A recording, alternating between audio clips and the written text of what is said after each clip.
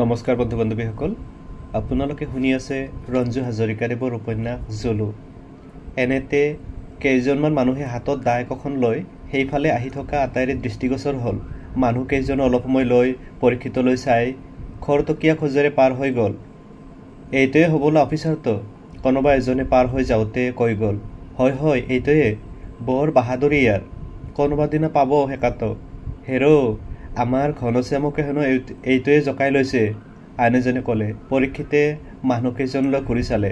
ইতিমধ্যে মানুহকেইজন আঁতৰ হৈ যোৱাত কথাবোৰ ক্ৰমে নুশুনা হৈ আহিল। এই মানুহবোৰ ক'লৈ যায়? পৰীক্ষিতে বনৰক্ষীকেইজনক সুধিলে। বোধহয় ছাৰ খৰি লৰিবলৈ গৈছে। পৰীক্ষিতে দুনা একো নকৈ আগবাঢ়িল। অনেক সময় ঘূৰি পকি আহি পৰীক্ষিত যেতিয়া পুনৰ ঘৰত সোমায় তেতিয়া দিনৰ ৩ বাজিছে। পাৰ্থজিৎ আৰু মল্লিকাই পৰীক্ষিতলৈ অপেক্ষা কৰি আছিল। ভাত খোৱা হ'ল? পৰীক্ষিতে সোমায়ে সুধিলে। মোৰ হ'ল, এইহে তোৰ কাৰণে ৰৈ আছে। পাৰ্থজিতৰ কথাৰ লগে লগে পৰীক্ষিতে মল্লিকালৈ চালে। মল্লিকাই আনফালে মুখ ঘূৰালে। অভিমান। পৰীক্ষিতে মল্লিকাৰ হাত এখনত ধৰি ভিতৰলৈ টানি লৈ গ'ল। কোৱা, কিয় তুমি ভাত খোৱা নাই? ইমান সময় তুমি এনেদৰে কিয় আছা? ভোক লগা নাই? পৰীক্ষিতে কৃত্ৰিম খং দেখুৱাই সুধিলে। আপোনাৰ যদি ভোক নালাগে তেন্তে মোৰ কিয় লাগিব? মল্লিকাৰ চকু চলচলীয়া হ'ল। আৰে তুমি দেখোন কান্দিছা, কি হ'ল? মই কি কৰিলোঁ? পৰীক্ষিতে মল্লিকাক ওচৰলৈ টানি আনিলে। এনেদৰে অনিয়মিত হ'লে আপোনাৰ অসুখ নহ'ব জানো? পৰীক্ষিতে হাঁহি এটা মাৰি মল্লিকাক জোৰেৰে সাবটি ধৰি ক'লে। ঠিক আছে মোৰ সোণ, আৰু কেতিয়াও দেৰি নকৰোঁ, কিন্তু আমাৰ চাকৰিটোৱে যে এনেকুৱা। নহ'ব, এই চাকৰি তুমি এৰি দিয়া, ইয়াত বহুত কষ্ট, বহুত। মল্লিকাই উচপি উঠিল। পাগলী কৰবাৰ, পাৰ্থই কি ভাবিব? নাকান্দিবাচোন, শুনাচোন মলি, মোৰ কথাটো শুনা। পৰীক্ষিতে মল্লিকাৰ চকু পানী মচি দি ক'লে। মল্লিকাই মূৰ তুলি পৰীক্ষিতৰ মুখলৈ চালে। অৰণ্যৰ জীৱ জন্তুবোৰে মোক কিবা কৰিব বুলি ভাবিছা? পৰীক্ষিতে হাঁহি উঠিলে। মোৰ জীৱ জন্তুলৈ ভয় নালাগে, তেন্তে মানুহবোৰলৈ ভয় লাগে। ঠিকেই কৈছে মলি, এই মানুহবোৰ বৰ বেয়া, কিন্তু দেখিবা সকলো লাহে লাহে ঠিক হৈ গৈছে। ৰ'বা মই গাটো ধুই আহোঁ। তোমাৰ ভোক লাগিছে চাগৈ। পৰীক্ষিতে মল্লিকাক এৰি বাথৰুমত সোমাল। ভাত পানী খাই উঠোতে প্ৰায় সন্ধিয়াই হ'ল। পৰীক্ষিতে অলপ জিৰণি ল'বলৈ নিজৰ বিচনাখনতে বাগৰ দিলে। মল্লিকাও গৈ কাষত বহিল। এনেতে পাৰ্থজিতো সোমাই আহিল। আহ পাৰ্থ, পৰীক্ষিতে ক'লে। পাৰ্থজিৎ আহি ওচৰৰ চকী এখনত বহিল। মই নথকা কেইদিন তই এই গাঁৱৰ মানুহবোৰৰ লগত কিন্তু কোনো ধৰণৰ গণ্ডগোল নলগাবি, পাৰ্থজিতে ক'লে। অলপ সাৱধানে থাকিবি। মানে জলুকো সিহঁতে হত্যাৰ চেষ্টা কৰিব পাৰে। তই কিবা উমান পাইছ নেকি? পৰীক্ষিতে আগ্ৰহেৰে সুধিলে। তই যোৱাৰ 2 ঘণ্টামানৰ পিছতে এজন মানুহ আহিছিল গাঁৱৰ পৰা। তোৰ লগত হেনো বিশেষ জৰুৰী কথা আছিল। মানুহজনে কিবা কৈ গৈছে নেকি? মোৰ লগত বিশেষ একো কথা নাপাতিলে। যি 2-এটা কথা পাতিলে তাৰ পৰা গম পালোঁ যে গাঁৱত জলুক মৰা বিষয় লৈ হেনো খুব আলোচনা হৈছে। মানুহজনৰ স্বাৰ্থ কি নাজানো। সন্ধিয়া সময়ত আকৌ অহাৰ কথা আছিল, কিন্তু এতিয়ালৈকে দেখোন ওলোৱাহিয়ে নাই। পৰীক্ষিত কিছু সময় নীৰৱ হ'ল। পাৰ্থজিৎ আৰু মল্লিকাও গম্ভীৰ হৈ বহি ৰ'ল। এনেতে বাহিৰত কাৰোবাৰ কণ্ঠস্বৰ শুনা গ'ল। কোনোবাই কাৰোবাৰ লগত কথা পাতিছে। কোনোবা আহিছে বোধকৰো, মল্লিকাই ক'লে। কেইটামান মুহূৰ্তৰ পিছতে লগোৱা নিৰ্মল আহি দুৱাৰমুখত ৰ'লহি। কোন আহিছে নিৰ্মল? শুই থকাৰ পৰাই পৰীক্ষিতে সুধিলে। ছাৰ, নলনী গাঁৱৰ পৰা এজন মানুহ আহিছে, আপোনাক লগ পাব বিচাৰিছে। বহিবলৈ দেগৈ যা। দিছোঁ ছাৰ। পৰীক্ষিত হোৱাৰ পৰা উঠিল। বোধহয় এই মানুহজনে আহিছে, পাৰ্থজিতে ক'লে। পৰীক্ষিত ওলাই গ'ল। বাহিৰৰ চকীখনত এজন আদহীয়া মানুহ বহি আছিল। পৰীক্ষিতক দেখাৰ লগে লগে মানুহজন উঠিল আৰু সম্ভাষণ জনালে। বহক বহক। প্ৰতি সম্ভাষণ জনাই পৰীক্ষিতে মানুহজনৰ আপাদমস্তক লক্ষ্য কৰি ক'লে। মানুহজনৰ পিন্ধনত এখন সাধাৰণ ধুতি আৰু চাৰ্ট, তাৰ ওপৰত এটা লেতেৰা জহৰ কোট। অথনি এবাৰ মই আহিছিলোঁ আপোনাৰ ওচৰলৈ, কিন্তু আপুনি নাছিল, মানুহজনে ক'লে। আপুনি ক'ৰ পৰা আহিছে? পৰীক্ষিতে সুধিলে। মোৰ ঘৰ ওচৰতে, এই অৰণ্যৰ দক্ষিণ ফালৰ গাঁওখনত। কিবা কথা আছিল? পৰীক্ষিতে পুনৰ প্ৰশ্ন কৰিলে। কথা অলপ গুৰুত্বৰে। আমাৰ গাঁওকেইখন সম্ভৱ আপুনি চিনি নাপায়। চিনিনো পাব কেনেকৈ? নতুন মানুহ। এই অৰণ্যৰ আশে পাশে কেইবাখনো গাঁও আছে। মই এই গাঁৱৰ মানুহবোৰৰ কথাকে ক'বলৈ আহিছোঁ আপোনাক। মানে? পৰীক্ষিত আচৰিত হ'ল। শুনক আচল কথাটো কওঁ। যোৱা নিশা আমাৰ গাঁওখনতে ওচৰৰ আটাইকেইখন গাঁৱৰ ৰাইজ গোট খাইছিল। এই মানুহবোৰৰ স্বভাৱ চৰিত্ৰ বৰ ভাল নহয়। সিহঁতে এই অৰণ্যৰ জীৱ জন্তু বধ কৰে, গছ কাটে আৰু বহুত উপদ্ৰৱ কৰে। কালিৰ সভাৰ বিষয়বস্তু হ'ল এই অৰণ্যত জুলু নামৰ মহ এটা আছে, তাক কাইলৈ নিধন কৰাৰ পাং পাতিছে। সেয়ে আপোনাক কথাটো কাণ চুৱাই থ'বলৈ আহিলোঁ। মই বৰ গোপনে আহিছোঁ আপোনাৰ ওচৰলৈ। ৰাইজৰ মাজৰে আমি কেইজনমান আছোঁ, এইবোৰ অত্যাচাৰ সহ্য কৰিব নোৱাৰোঁ। কিন্তু আমাৰ কথা কোনে আমাৰ দলটোৰ মানুহকেইজনে মোক আপোনাৰ ওচৰলৈ পঠাইছে, যাতে কিবা এটা বুদ্ধি উলিয়াই আপুনি মহটো ৰক্ষা কৰে।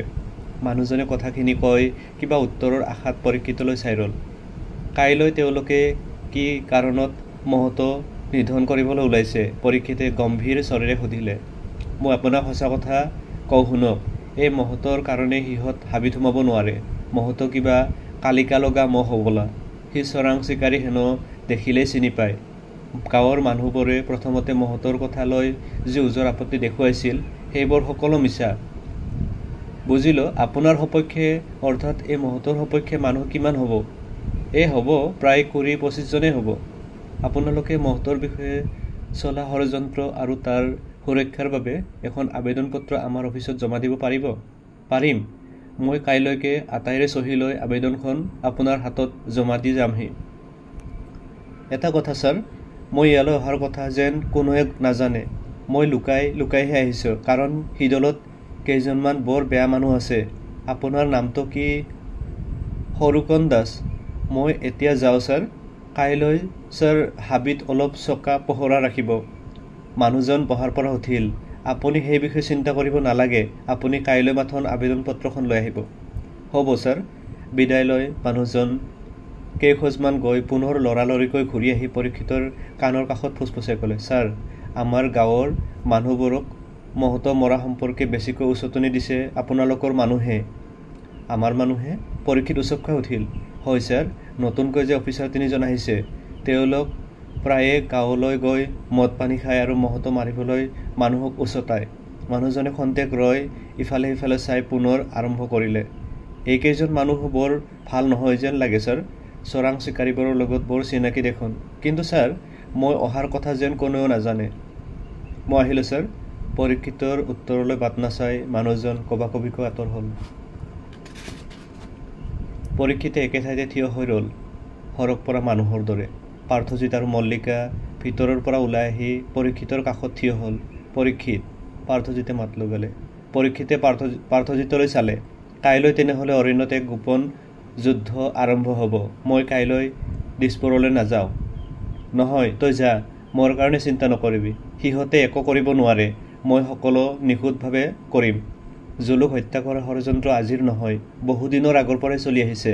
কিন্তু মানুহৰ জ্ঞান বুদ্ধিক খটুৱাই সি আজিও বাচি আছে। জুলুক সিহঁতে একো কৰিব নোৱাৰে। মোৰ দৃঢ় বিশ্বাস, তই যিমান পাৰ সোনকালে ঘূৰি আহিবি। পাৰ্থজিতে মূৰ দপিয়ালে। 12 জীপৰ শব্দ শুনি মল্লিকা বাহিৰলৈ ওলাই আহিল। ইতিমধ্যে পৰীক্ষিত জীপৰ পৰা নামি সোমাই আহিল। দাদা গ'ল? মল্লিকাই সুধিলে। গ'ল। আপুনি বহুত দেৰি কৰিলে। আজি ট্ৰেইন 2 ঘণ্টা লেট আছিল। পৰীক্ষিত আৰু মল্লিকা ভিতৰলৈ সোমাই গ'ল। নিৰ্মল ক'ত? পৰীক্ষিতে সুধিলে। আছে। চাহ একাপ দিবলৈ কোৱাচোন, মূৰটো খুব কামুৰিছে। পৰীক্ষিত চকী এখনত বহিল। ময়ে কৰি আনো। মল্লিকা আগবাঢ়ি যাব খোজাত পৰীক্ষিতে হাত এখনত ধৰি টান মাৰি ওচৰলৈ আনি ক'লে, তুমি নালাগে, নিৰ্মলকে কোৱা। তুমি মোৰ ওচৰতে বহা। ৰ'ব, নিৰ্মলকতো কৈ আহিব লাগিব, মল্লিকাই হাঁহি ক'লে। পৰীক্ষিতে মল্লিকাৰ হাতখন এৰি দিয়াত মল্লিকা ভিতৰলৈ গ'ল। খন্তেক পিছতে পুনৰ আহি পৰীক্ষিতৰ কাষত বহি ক'লে, অকস্মাত মূৰ কিয় কামুৰিছে? নাজানো, যোৱা নিশা টোপনি অহা নাছিল। আপুনি কিন্তু আজি ঘৰতে থাকিব লাগিব, কলৈকো যাব নোৱাৰিব, মল্লিকাই ক'লে। পৰীক্ষিতে মল্লিকালৈ চাই হাঁহিলে। হাঁহিলে নহ'ব, মই আজি যাবলৈ নিদিওঁ। কিন্তু শুন, এয়া যে আমাৰ চাকৰি, হাবিলৈ যাবই লাগিব। ক'ত কি হৈছে খবৰ ল'বই লাগিব। মই নগ'লে জুলুৰ যদি কিবা হয়? পৰীক্ষিতে মল্লিকাৰ হাত এখন নিজৰ হাতৰ মাজত লৈ ক'লে, আপোনাৰ অধীনত বহুত মানুহ আছে, তেওঁলোকক যাবলৈ কওক। তেওঁলোকতো যাবই। মই এনেয়ে ঘৰত থকাটো কৰ্তব্যৰ গাফিলতি নহ'ব জানো, মলি? কৰ্তব্যৰ লেকচাৰ এতিয়া মাৰিব নালাগে। আপোনাৰ গা অসুখ, এই অসুখীয়া দেহাৰে মই কিন্তু যাবলৈ নিদিওঁ।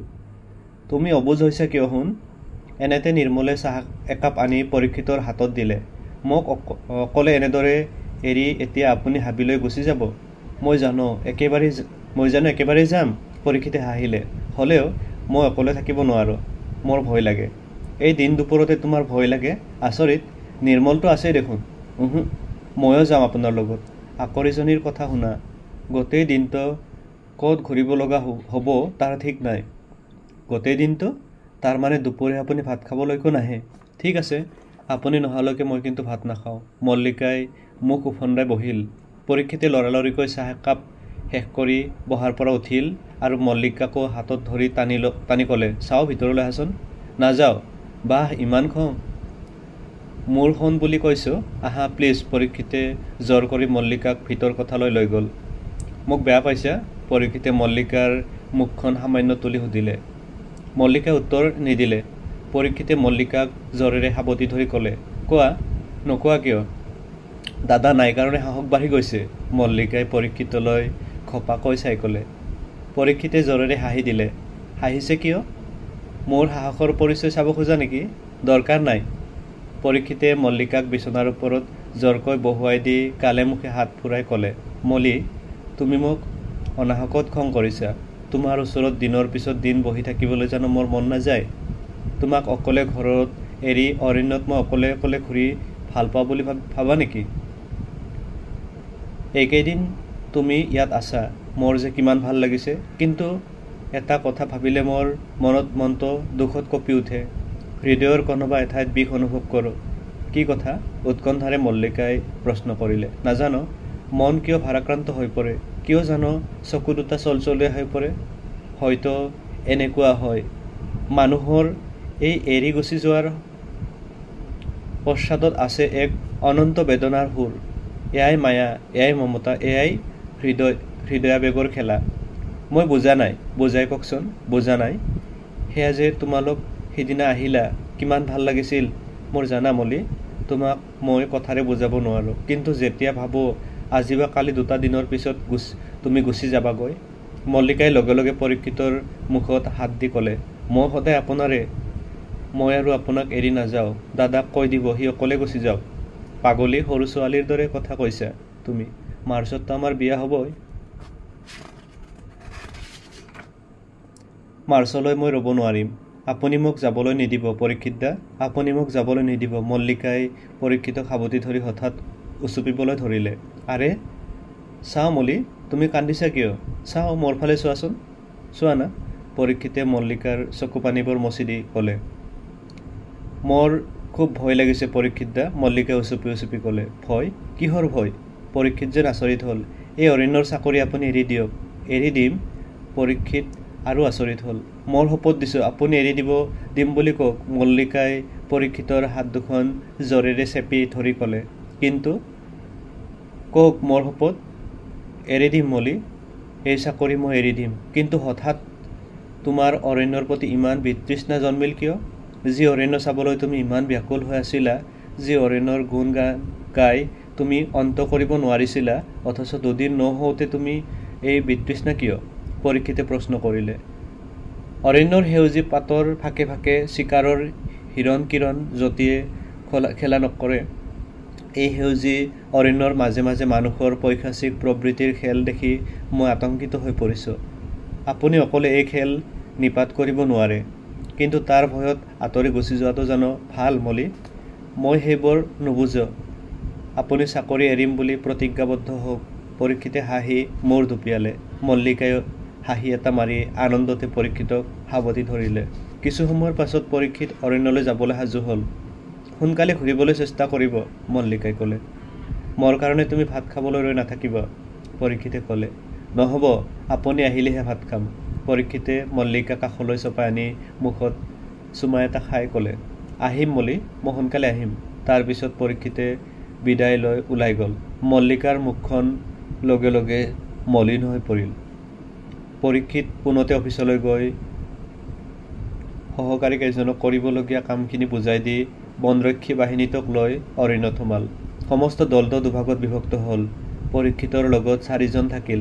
ছাৰ, আপুনি কষ্ট কৰিব নালাগে, আমি আছোঁ যেতিয়া আপোনাৰ কোনো চিন্তা নাই, বনৰক্ষী এজনে পৰীক্ষিতক উদ্দেশ্যি ক'লে।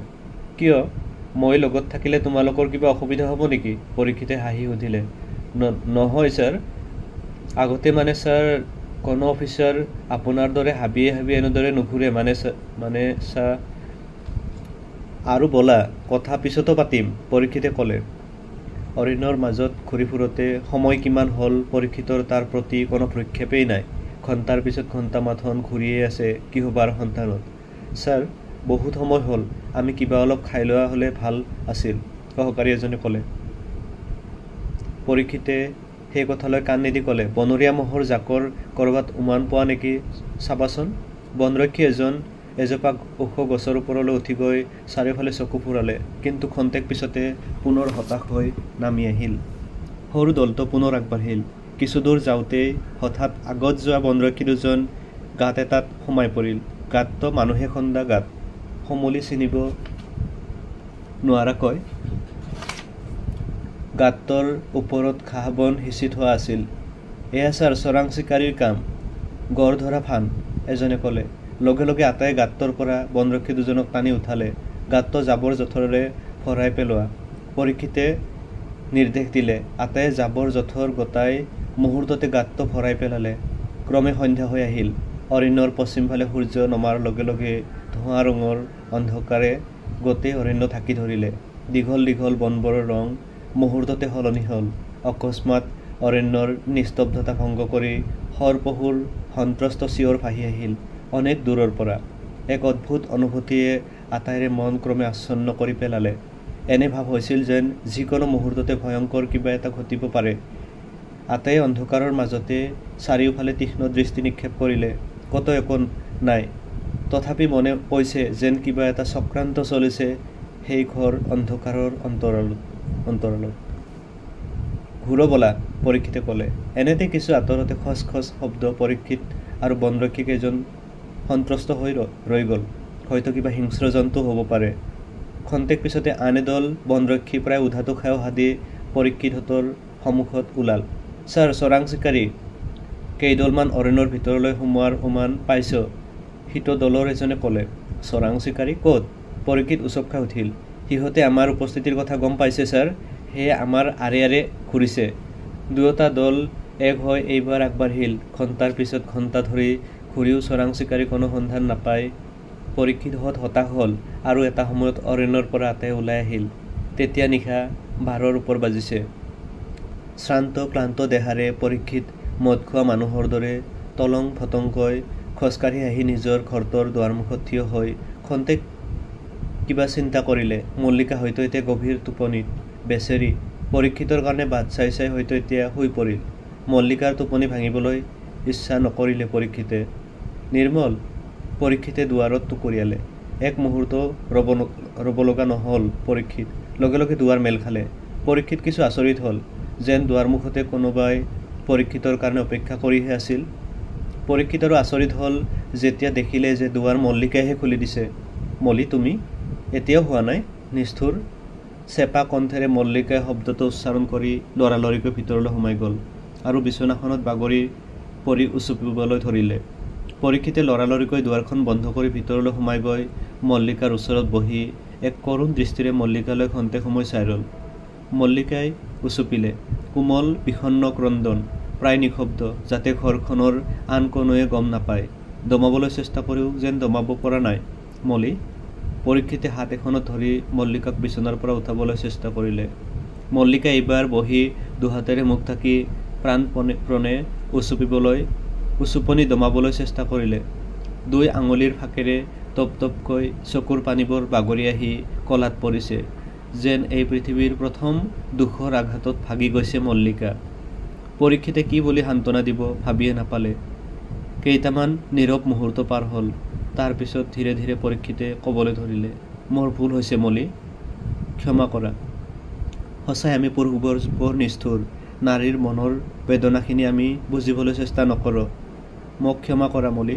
তোমাৰ এই চকুৰ পানীয়ে মোৰ অন্তৰত ভীষণ আঘাত দিয়ে মলি। নাকান্দিব মলি। মল্লিকাই পৰীক্ষিতৰ বুকুত মুখ বুজি ফপাবলৈ ধৰিলে। চকুৰ পানীক বাধা দিয়াৰ বৃথা চেষ্টা। পৰীক্ষিতে মল্লিকাৰ মূৰ আৰু পিঠিত হাত বুলাই সান্তনা দিবলৈ চেষ্টা কৰিলে। মল্লিকাই পৰীক্ষিতক সাৱটি ধৰি বুকুত মুখখন খহি চকু পানীবোৰ মচি মচি অস্পষ্ট স্বৰেৰে উচ্চাৰণ কৰিলে। পৰীক্ষিত, কান্দিছা কিয় মলি? কি হৈছে কোৱা? কওক, মোক এনেদৰে অকলে এৰি আৰু নাযাব? পৰীক্ষিতৰ অন্তৰৰ গহীন গহ্বৰত বেদনা মধুৰ ভালপোৱাৰ ঢৌ উঠলি উঠিল আৰু তাৰে লগতে আন এটা কিবা ধূসৰ এক অচিন অনুভূতিৰ পক্ষীয়ে পৰীক্ষিতৰ মনৰ ভিতৰত এটি আলফুল পৰশ বোলাই ক'ৰবাত যেন হেৰাই গ'ল। নাই নাই মলি, মই আৰু কেতিয়াও তোমাক এনেদৰে এৰি নাযাওঁ, কেতিয়াও নাযাওঁ। এক মুহূৰ্তৰ নীৰৱতা। মল্লিকাৰ শৰীৰটো পৰীক্ষিতৰ দুহাতৰ মাজত এবাৰ কঁপি উঠিল। মলি, শুবা? আপুনি ভাত নাখায়? তুমিও নিশ্চয় খোৱা নাই? ব'লা একেলগে খাওঁগৈ, মোৰো বৰ ভোক লাগিছে। দুয়ো গৈ ডাইনিং ৰুমত সোমাল। ভাত নিৰ্মলে বাঢ়িয়ে ৰাখিছিল। মল্লিকে সকলো ঠিক ঠাক কৰি দি পৰীক্ষিতলৈ চাই ক'লে, খাওক, তুমি মোৰ কাষতে বহা। মল্লিকাই নিজৰ চকীখন পৰীক্ষিতৰ কাষ চপাই আনি বহিল। আকৰি ছোৱালী, এনেদৰে কান্দিব লাগেনে? মোৰ ভাল লাগে নেকি? বাৰু তোমাৰ কান্দন দেখিলে, পৰীক্ষিতে ক'লে। মল্লিকে একো নক'লে। খাই বৈ দুয়ো পুনৰ শোৱা ৰুমত সোমাল। এতিয়া ভাল ল'ৰাৰ দৰে শুই থাকক গৈ, মল্লিকাই ক'লে। আৰু তুমি? ময়ো শুম। আপুনি শুৱকচোন। তুমি ক'ত শুবা? কি আচৰিত প্ৰশ্ন! আগত য'ত শুইছিলোঁ তাতে শুম, মোৰ লগত। অসভ্য কৰবাৰ, এতিয়া শুব নাপায়। কেতিয়া পায়? পৰীক্ষিতে সৰু ল'ৰাৰ দৰে প্ৰশ্ন কৰিলে। বিয়াৰ পিছত, মল্লিকাই পৰীক্ষিতৰ কাণে কাণে ফুচফুচাই ক'লে। পৰীক্ষিতে মল্লিকাৰ হাত এখনত ধৰি জোৰেৰে নিজৰ গাৰ ফালে টানি সাৱটি ধৰিলে। আৰে ৰ'বা না, মোৰ মলিজনীক অলপ মৰম কৰোঁ। গালে মুখে কিছুমান চুমা আঁকি দি পৰীক্ষিতে মল্লিকালৈ চাই এটা হাঁহি মাৰিলে। আপুনি বৰ দুষ্ট, মল্লিকাই কৃত্ৰিম খং দেখুৱাই ক'লে। এতিয়া যোৱা শুই থাকাগৈ, গুড নাইট, পৰীক্ষিতে হাঁহি ক'লে। মল্লিকা হাঁহি হাঁহি আঁতৰি গ'ল। ক্ষন্তেক পিছতে তৃপ্তিৰ টোপনি নামি আহিল পৰীক্ষিতৰ দুচকুত।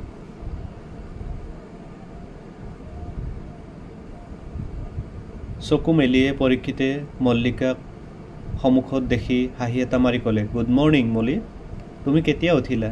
আপোনাক বিচাৰি আপোনাৰ সহকাৰী এজন আহিছে, সেইজনৰ নামে হবলা প্ৰভাত চহৰীয়া। মল্লিকাই গম্ভীৰ মুখেৰে ক'লে। বহিবলৈ দিছানে? পৰীক্ষিত একেজাপে শোৱাৰ পৰা উঠিল। মল্লিকাই মূৰ দুপিয়ালে। পৰীক্ষিতে লৰালৰিকৈ বাথৰুমলৈ গৈ মুখখন ধুই আহিল। নিৰ্মলক চাহ দুকাপ কৰিবলৈ কোৱা। মল্লিকাক কথাষাৰ কৈ পৰীক্ষিত বাহিৰ ওলাল। বাহিৰৰ কোঠাতে প্ৰকাশ চহৰীয়া গম্ভীৰ হৈ বহি আছিল। Good morning sir. প্ৰভাত চহৰীয়াই পৰীক্ষিতক দেখাৰ লগে লগে সম্ভাষণ জনালে। গুড মৰ্ণিং, গুড মৰ্ণিং, কওক কি খবৰ? পৰীক্ষিত এখন চকীত বহিল। যোৱা নিশা চোৰাং চিকাৰীৰ হাতত কেইবাটাও মহ নিধন হৈছে ছাৰ। প্ৰকাশ চহৰীয়াই আন কোনো কথাৰ পাতনি নেমেলি ক'লে। কি? পৰীক্ষিত উচপ খাই উঠিল। বোধহয় চোৰাং চিকাৰীবোৰৰ লক্ষ্য আছিল জুলু, আৰু জুলু বুলি ভুল কৰি সিহঁতে আন মহকেইটাক নিধন কৰিছে। জুলুৰ কিবা খবৰ পাইছে? উৎকণ্ঠাৰে সুধিলে পৰীক্ষিতে। জুলু আঘাতপ্ৰাপ্ত ছাৰ। হোৱাট?